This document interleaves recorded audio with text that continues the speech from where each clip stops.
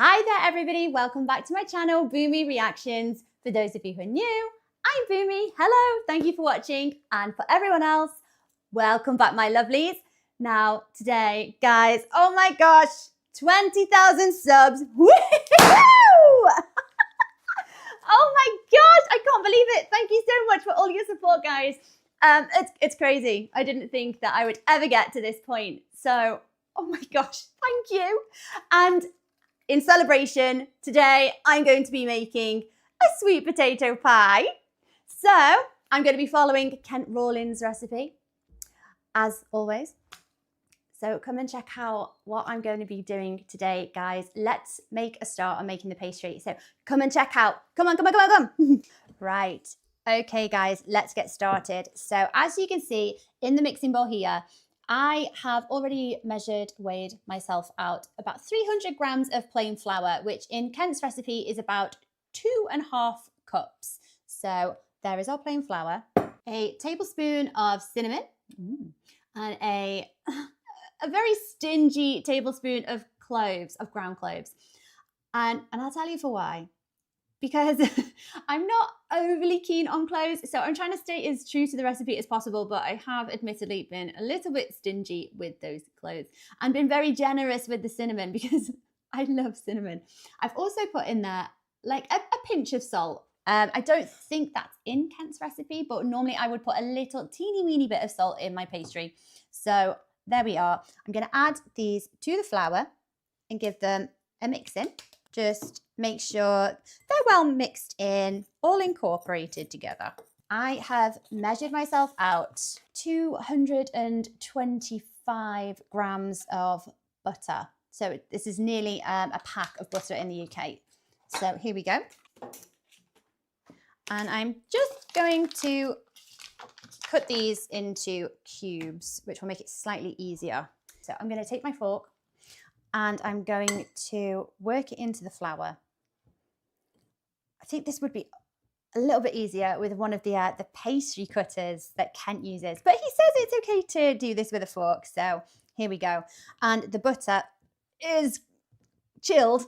It's come straight out the fridge, so, you know, it's quite hard. Kent specifies, he very specifically says that you don't want a fine cracker-like consistency. Is that what Kent describes it as? So I don't want a fine crumb, when normally that would be what I was aiming for whenever I would do this in one of our recipes. So I do want nice little chunks of butter still in that pastry there. So that is the consistency that we're going for. Let me show you.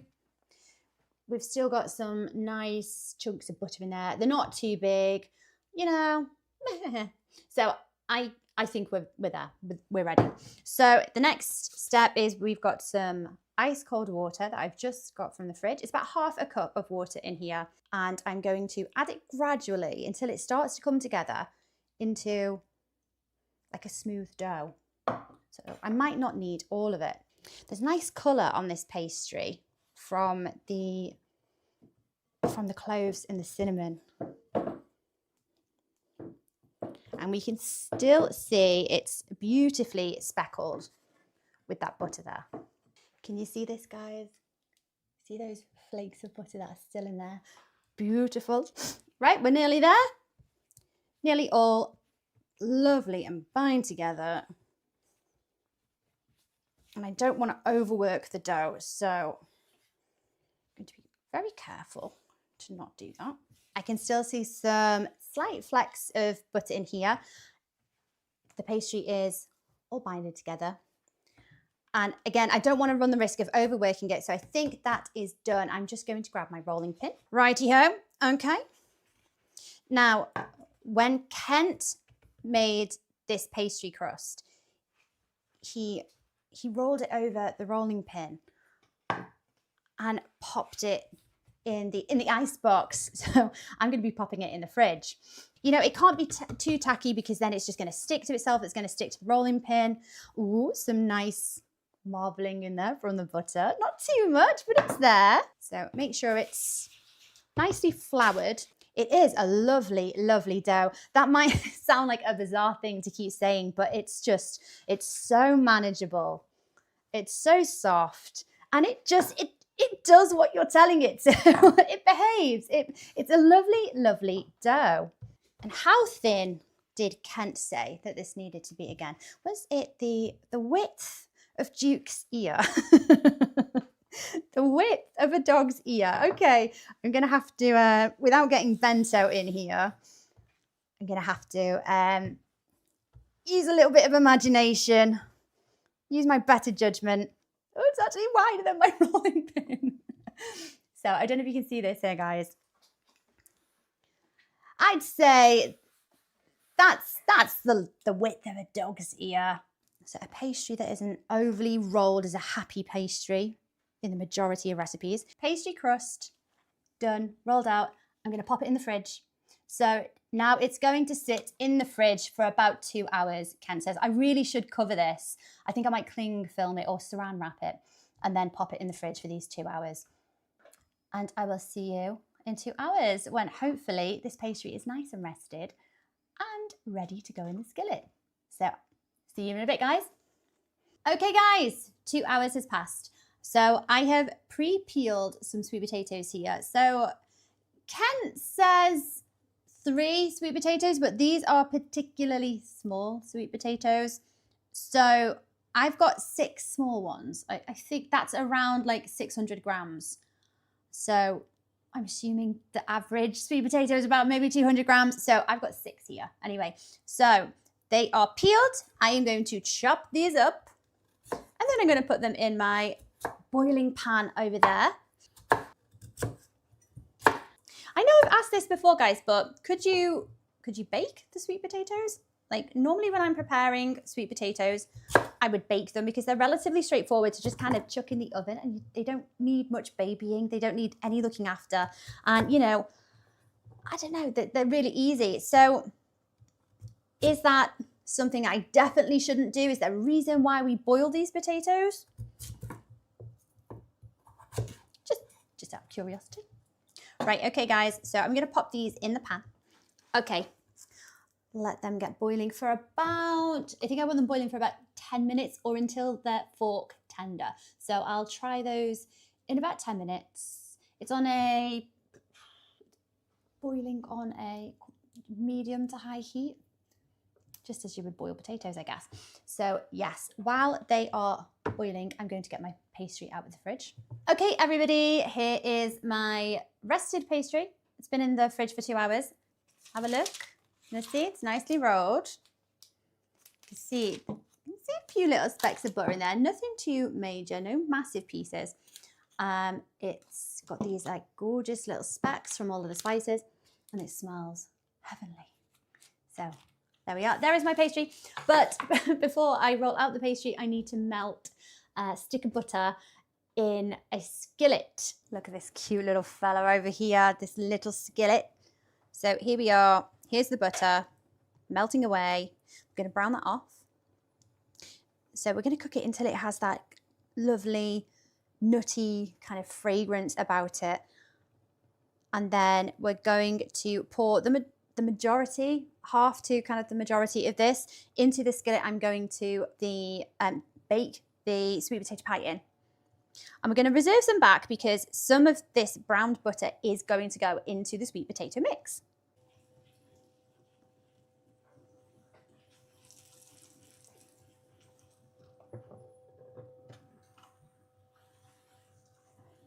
So foamy. Right, okay, we're getting those lovely nutty aromas there. I'd say that is done. We're getting some slight colour. I don't want to overdo it. I don't want this butter to catch. So there we are. Let's get about, Kent says, 2 tablespoons worth on my skillet. We just want to grease it, so we don't think we need more than that. A little bit more. And we'll leave that to one side because we're going to add it to the sweet potato mix later on. So I'm just greasing the bottom here. There we go. So I'm going to put this to one side now. I'm going to try and unravel my pastry. Okay. Very good. See this? With ease. I can take this off my tray now. Off there. Ooh. Nice. Behaved. Pastry dough. Oh yeah, a lot of pastry. I kind of like that nice fluted edge from like folding the sides over each other. So I'm going to line the base with, because I'm using my baking beads here, and they are ceramic little baking beads. I know Kent doesn't use parchment paper when he uses beans, but I have used these baking beads before, and they have almost baked into the pastry. And I don't want that to happen again, so here we go. Pour these in. So it's going to weigh down the pastry case. I forgot to pierce this with a fork. I knew there was something I was forgetting. So this will keep it deflated. And then the beads or beans, whichever you've got hanging around. I have, the baking beads, so I'm going to use them. But you could use beans like Kent does. So there we are. And now I am going to trim this back with a knife. I don't want to catch my new cast iron. There we go. And I've got some reserved pastry there for later. What can I do with that? Make another one. This is my pastry case. I quite like the rustic look of the little folded over edges. So this is going to go in my preheated oven. Now, Kent says his oven should be 350 degrees Fahrenheit, which is about, because we operate in Celsius, it's about 175, maybe 180 degrees Celsius. Now, I have a fan oven, so I'm going to have to reduce that by another 20 degrees. So whenever I'm normally cooking cakes or just most things in my oven, it will go on 160 degrees. So I've gone playing it safe. We're on 160 degrees on a fan oven. So yes, this is going in for 8 to 10 minutes. I'll check on it after 8 minutes, and wish me luck, guys. In it goes. We're just blind baking, so still wish me luck. So here we are, sweet potatoes, gently inserting the fork. Yeah, it's just going through them like butter. I'd say they're ready. Let's drain these. Okie dokie, guys. Now I'm just waiting just for the sweet potatoes to kind of get all of that moisture out of there, so there's not any excess water. I don't want to introduce any excess moisture into this because I imagine it could probably, I don't know what, but it might do something to the texture of the sweet potato mix. I don't want to do that. So we're going for consistency and accuracy, aren't we, guys? Right, so I have my trusty electric hand mixer to make life a little bit more easier for me today. But I am going to be mashing these sweet potatoes until smooth and then adding the rest of the ingredients. I'm going to say they're done. I'm going to say they're ready. So into the bowl we go. My masher. Lovely and boiled. Again, guys, if this was roasted sweet potatoes, would it make that much of a difference to the flavour? I quite like that extra caramelization that you get from baking sweet potatoes. So I am very curious, could you do this with baked sweet potatoes? So into this, we are using the rest of our brown butter. In we pop. One thing I need to mention is that I didn't have any light brown sugar. I have dark brown sugar. I always have that in the cupboards, and white sugar, castor and granulated, lots of different types of sugar. There's demerara that's in there. But on this occasion, I didn't have any light brown. So I added up the quantities of all of the sugar and I just divided it, not quite evenly. There's less brown sugar than there is white sugar. So I'm hoping this won't affect things too much. I don't think it will. So let's go in with the sugar. And our mixture of spices. So in here, I've got my teaspoon of salt. I've got a teaspoon of clove. I have a teaspoon of allspice, a teaspoon of ginger and a teaspoon of nutmeg. Now, I feel like cinnamon's missing. Why would we omit cinnamon from this? Because we've got, I don't know, it's kind of like like a bit of a holy trinity of flavors, isn't it? I would normally associate wherever we're adding ginger and nutmeg, cinnamon's normally there. So is there a reason why we omit cinnamon in this? Because we did use cinnamon in the pastry. So just curious. Anyway, let's add this. Lovely. We'll give this a quick mix. Ooh, it is dripping everywhere, and scrape down all that lovely excess sweet potato. And now I'm going to go in with, let's put the vanilla in. So this is vanilla bean paste, and I love this stuff. I swear by it, guys. So much flavor. So get a teaspoon in there. Now I'm going to add, I'm going to get something to scrape this down, because this is condensed milk and it's gorgeous, it's lovely, but it is so sticky. So let's get my spatula. In you go, chaps, come on. Get that in there. There's about 4 tablespoons of this. Here we go. And 1/3 of a cup of the evaporated milk going in there as well. And 3 eggs. 4 cackleberries. 1 cackleberry. 2 cackleberries. And 3 cackleberries. Is this the consistency that I'm looking for? I think so. So it's about time to get the pastry out. So I'm just going to check that. I've made a mess everywhere as well. So guys, I have decided to add a little bit more flour because it wasn't quite pancake batter consistency, as Kent says. So I've thickened it with what was probably another 30 grams of plain flour. I think I probably acted a little bit too quickly and mashed up my sweet potatoes. They should have been left to let a little bit more moisture out after they've been drained. So I think I've incorporated like a little bit of liquid in there. So yes, I've added a little bit more flour, just in case anyone's wondering. It is thick enough. I would say that's pancake batter consistency now. So we are just waiting on the pie crust. So I think because I've used parchment paper here, the base isn't too cooked. So what I am going to do, I'm going to pop it back in the oven to make sure that it's evenly cooked on the base here, because we can't have a soggy bottom, can we?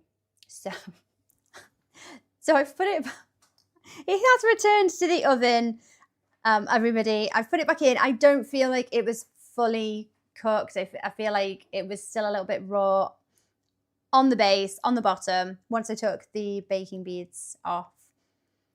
So I've returned it to the oven. I feel like it's a lot more cooked now. I think I've rolled it a bit thick. So the crust is going to be thicker than I think it's meant to be. But you know what? That's okay. I like pastry, it's fine. So yes, there's been quite a bit of shrinkage away from the sides as well. If you guys have any tips on how to avoid that, please let me know. Here we are, pouring it in. Ooh, lovely consistency. What kind of rise am I going to get out of this? Is there no rise at all? I imagine there's going to be some, because we've got eggs in there. So I'll take it as high up to the sides as I can. I definitely don't want it overflowing.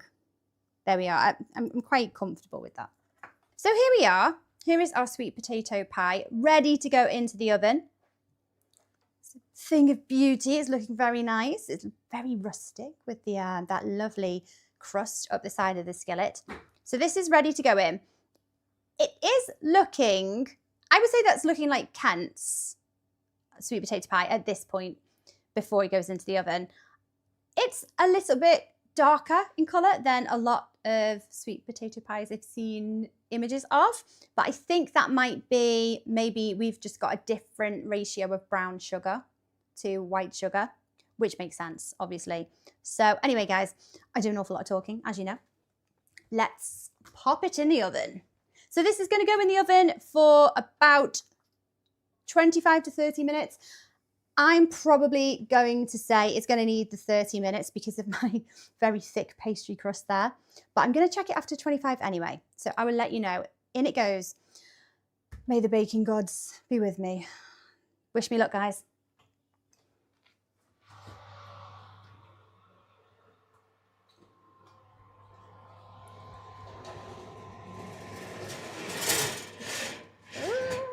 Get that on. Right, everyone, it's time to take it out. I think it's ready. Ooh, okay. So it's risen.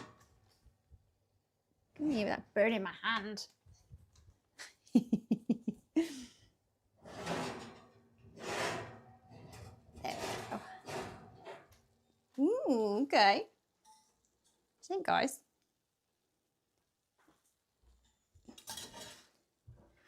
Does that crack mean too much? I hope it's not like a cheesecake. Maybe it'll shrink back down.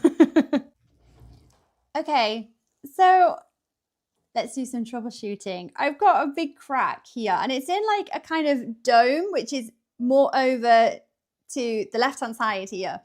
So is that an indicator that my oven was too hot, but it's unevenly heating? Or is this because I've had too much excess liquid in the mix maybe? Or is it that additional flour? What do you think, guys? Let me know. Or is this completely normal and it's just going to shrink back in on itself? It's already slowly shrinking in. So maybe it won't impact that too much. These cracks only kind of appeared over the last 5 minutes. So I checked it about 5 minutes ago and it didn't have these cracks on it. So they have only appeared. So is it overcooked a little bit, do you think? They are slowly, as it shrinks back in, these cracks are disappearing. So I'll have to leave it to cool and I'll check back in on it. We've got these lovely, the pastry on the side here. It's lovely and evenly cooked. None of it's caught. I'm just wondering if maybe it's been in the oven for like a little bit too long. Let's leave it to cool down and I will come back to this lovely sweet potato pie and I will be making Kent's cream. I forget what the name of his cream was. I don't know. It's got brown sugar and whatnot in it, so yummy. So I will be back as soon as this is cooled and we will prepare that whipped cream. I'll catch you in a minute. All right then, okay, so while this sweet potato pie, which smells amazing as well, while this is cooling down, I am going to make our cream. So initially I thought I was going to coat the whole top of it in cream. I'm not. So I'm going to dollop it on each slice, I think. So I'm going to half the amount of cream that Kent makes. So here we have about 300 mils of double cream here. I'm going to use pretty much most of it because in Kent's recipe, he makes a pint. So I'm going to do half of that. And a pint is roughly, it's just under 600 milliliters. My container is about 300 milliliters. So I'm just doing a little bit less. Right, okay, so we're going to mix up the cream. Okay, there we are. Just tap off any excess there. Right, now we are going to add sugar. So I've measured myself out about, well, in Kent's original recipe, it was 1/4 cup of brown sugar mixed with 1/4 cup of white sugar. So I've halved that. So again, converting, I've probably got about 50 grams in total. So 1/4 cup total. And there's even amounts of each in there. And I've given it a good mix. So it's nice and evenly distributed in the container here. So there goes our sugar. And I'm going to measure out, oh, so in Kent's recipe, it was a teaspoon, wasn't it? So I should probably put half in. Although I do like cinnamon. I'm happy to have a whole teaspoon in there. So half a teaspoon of cinnamon.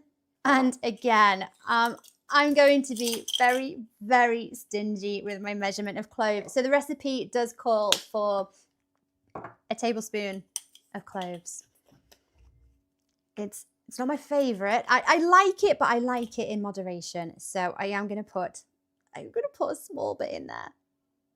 A very, very stingy quantity in there. I find it very overpowering. So it's going to be quite, a darker coloured cream. It's not as dark as I thought it was going to be, actually. Like a very slight kind of coffee colour tint to it. I'm gonna cut into the pie. Let's see. I think it's cooled enough. So if you want Hannah, have a look there, guys. It's looking good. I'm a little bit worried that I overbaked it. But let me know, guys. Rate my sweet potato pie. Did I massively overcook it? Right. I'm gonna go in for this section.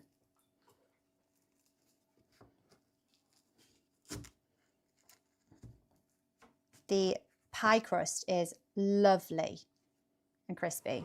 I don't know if you can hear that there, crunching away. Now I'm being very, very precious with my cast iron. I'm so scared. I'm going to scratch it. So I'm using my lovely wooden utensils there from the wonderful Skip. Thank you, my friend. But I'm actually struggling to get all the way through it. There we go. Okay. This is a completely new texture to me. I don't actually know what to expect from this. First time ever trying sweet potato pie. Yeah, what do we think? So I will say, I think I have got a little bit of a soggy bottom on here for my pastry because, like I said, I think I rolled it too thick. So I should have rolled it a little bit thinner. But there we go. What do you think? Is this how it should appear? I'm going to put a dollop of cream on it and I'm going to give it a good old taste test. Come on now. There we go. Now my pie hasn't cooled completely, so it's still a little bit warm, so the cream is going to slip and slide all over the place. So what do you think, guys? Try and keep that on there. Oh, it looks delicious. It smells. It smells amazing. Right, here I go. Want me some of that cream? Mm-hmm.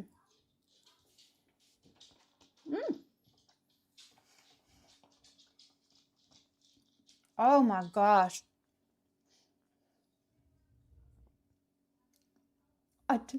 I don't know what I was expecting. I was expecting to, I was expecting it to taste of sweet potatoes, but it doesn't, like, at all.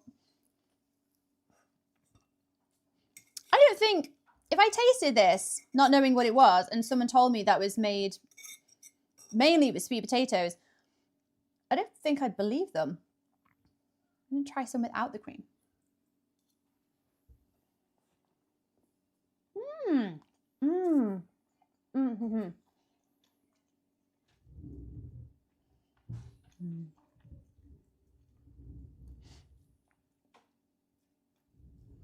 The pastry on the bottom is not as crisp as on the outside, but I'm not missing that. It doesn't taste soggy. The texture of that sweet potato pie, it's hard to explain. We don't have a texture similar to it at all. It's quite, I thought it was going to be a little bit cakey. It's not at all. It's texturally, I suppose the closest I can compare it to is a good squishy brownie. So it's that kind of good gooiness. Not even gooey. It's soft. And I'm going to try some of this cream on its own as well. Kent, that cream is amazing. I've never thought to put brown sugar in whipped cream before, and it is lovely. You know, I'd go as far as to say that cream is to actually die for. That is heavenly. It's lovely. And the sweet potato pie, guys, I've not tasted anything like this before. It's a completely new texture to me, but it's comforting. It's warm. It's like, you know, it tastes of autumn, doesn't it? It tastes of fall. Those gorgeous seasonings in it, those warm spices. And I was worried that the clove was going to be very overpowering. It's not at all. That could probably do with more. I did say I was quite stingy with it, didn't I? Do you know, if I used the whole teaspoon of cloves in that it would be perfectly fine. And in the cream as well, funnily enough, like it could probably do with a little bit more clove. So I can't stop eating it.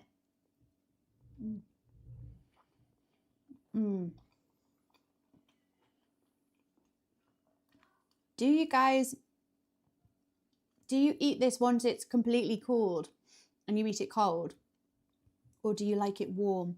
Because this sweet potato pie here, it's still warm, like, you know, like warm brownie straight from the oven. And I don't know, I think I prefer it that way.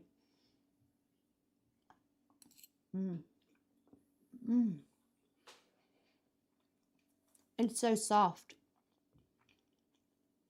And now I'm curious what the texture is like when it's completely cooled. Oh, guys, that's lovely. Oh, I'm in heaven. I'm gonna sit here and eat the whole thing. So I should probably stop and say goodbye. So I'm completely won over by this. This is absolutely gorgeous. Guys, I'm going to try some of the really flaky pastry on the side there.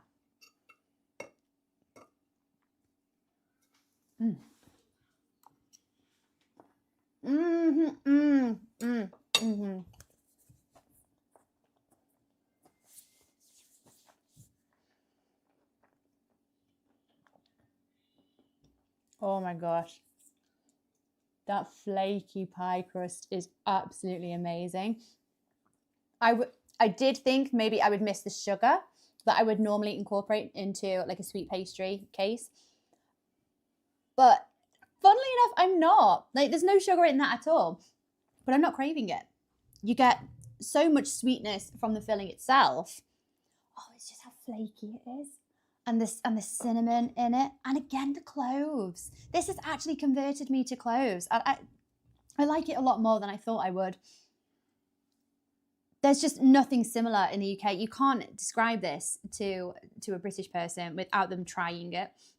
So for any of our British viewers out there, I would say, do not knock this until you try it, because it's fabulous. It is, I don't want to describe another food item as being like a hug, but it kind of is. It's a lovely autumn hug when it's cold outside, and you know, and this, it's warming. It is so comforting. Guys, you know, for me though, it's all about this pie crust on the outside. I want the piece from the outside so I can incorporate that pie crust. Delicious. Right, guys, I've had to tear myself away from this gorgeous piece of pie. I can't stop eating it. It's absolutely amazing. So before I go, I want to say a massive, massive thank you to my wonderful friend Skip for supplying me with these amazing cast iron skillets and the Dutch oven and the beautiful, beautiful utensils that went with them as well. I am officially converted. I am loving using these cast iron skillets to bake. I'm going to look for more cast iron. I think I'd like a cake tin, you know, or a pie tin. I'm totally converted. This is the way forward. They are absolutely amazing. They are superior in every way, guys. Go out, buy yourselves some cast iron.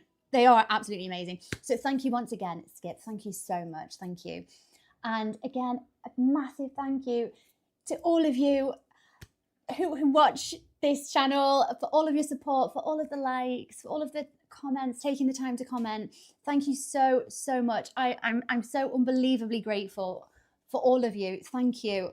I'm still very, very overwhelmed that we've got past 20,000 subscribers. It's unreal. It hasn't sunk in yet. But thank you so much. Really, truly, I do thank you from the bottom of my heart. Thank you. It means the world to me. So thank you so much, everybody. And it's goodbye from me for now, so I can eat the rest of my pie. And thank you once again. I will catch you on the next video, guys. Take care of yourselves, and I'll see you later. Bye-bye.